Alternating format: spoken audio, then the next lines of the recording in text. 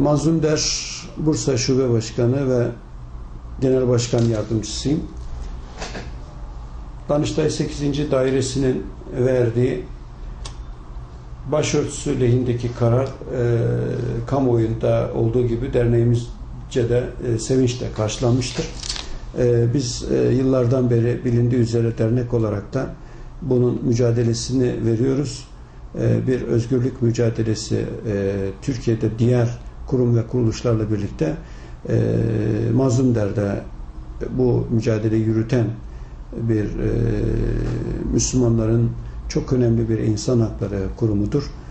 Bu nedenle biz Mazlum Der olarak bu gelinen noktada Danıştay'ın da bu artık özgürlüğü, yani bir hakkı teslim etmiş olmasından dolayı çok mutluyuz.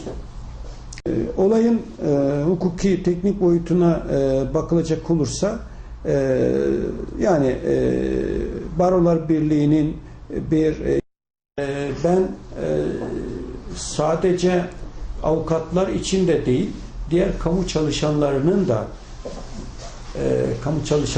da en büyük güvence anayasal güvencedir.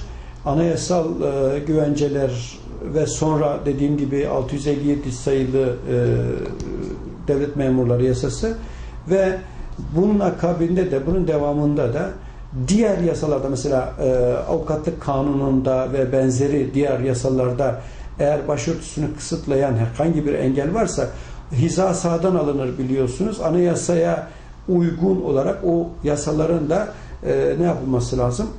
Düzeltilmesi lazım. Bu sürecin artık başlayacağını ve hızlı bir şekilde devam edeceğini, yürüyeceğini düşünüyorum. Mevcut iktidarın da daha önceki dönemlerden böyle bir taahhüdü olduğu düşünülürse, seçim tarihinin yaklaştığı da düşünülürse bunların hızlı bir şekilde olabileceği